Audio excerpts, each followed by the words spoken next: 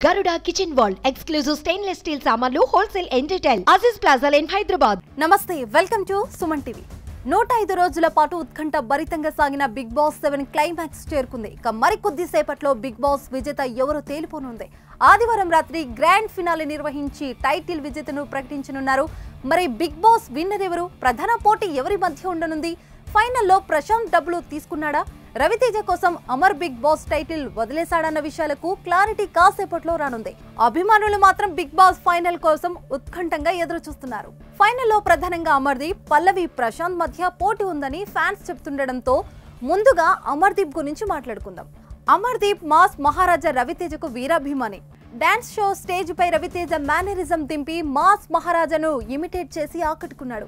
అలాంటి Ravi Teja Bigg Boss 7 Telugu grand ఫినాల్లోకి తన ఈగల్ మూవీ ప్రమోషన్ లో భాగంగా రాగానే అమర్దీప్ ఉప్పొంగిపోయాడు.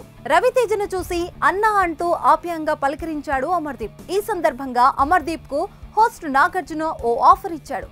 ఇప్పుడు Bigg Boss house gates open అవుతాయి.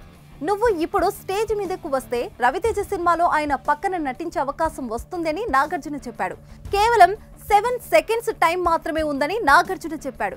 నాగార్జున అలా చెప్పడంతో బిగ్ బాస్ గేట్ వైపు అమర్దీప్ పరిగెత్తుకుంటూ వచ్చేశాడు. అయితే అమర్దీప్ రవితేజ పక్కన ఛాన్స్ కోసం బిగ్ బాస్ టైటిల్ ను వదులుకున్నాడా లేదా అన్నది కాసేపట్లో తేలినుంది.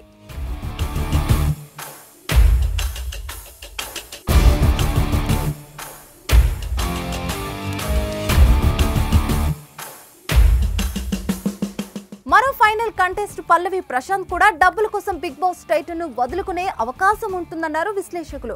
ఫైనల్లో గోల్డెన్ బాక్స్, డైమండ్ బాక్స్ ఆఫర్లను చివరి ఇద్దరి కంటెస్ట్లకు కల్పిస్తారు. ఇక వాటిలో సుమారు 20 నుంచి 25 లక్షల వరకు ఉంటాయి. మొత్తం ప్రైజ్ మనీలో సగం కంటే ఎక్కువ డబ్బులను ఆఫర్ చూపిస్తారు. ఎవరైనా వెళ్లిపోదామనుకుంటే వాటిని తీసుకుని వెళ్లిపోవచ్చు అని అంటారు. అయితే ఈ డబ్బులను ప్రశాంత్ తీసుకుంటాడు అని ప్రచారం జరుగుతుంది. ప్రశాంత్ డబ్బులు తీసుకోవడానికి ఒప్పుకోకపోయినా నాగార్జున అతనిని టెంప్ట్ చేసే అవకాశాలు కూడా ఉన్నాయి. 25 లక్షలు తీసుకుంటే నువ్వు కోరుకున్న రైతులకు ఉపయోగపడతాయని, ఆ డబ్బులతో వారికి సాయం చేయొచ్చని నాగార్జున చెబితే మాత్రం ప్రశాంత్ డబ్బులు తీసుకున్నా ఆశ్చర్యపోకర్లేదు. మరి ఏం జరుగుతుందో కాసేపట్లో తేలిపోనుంది.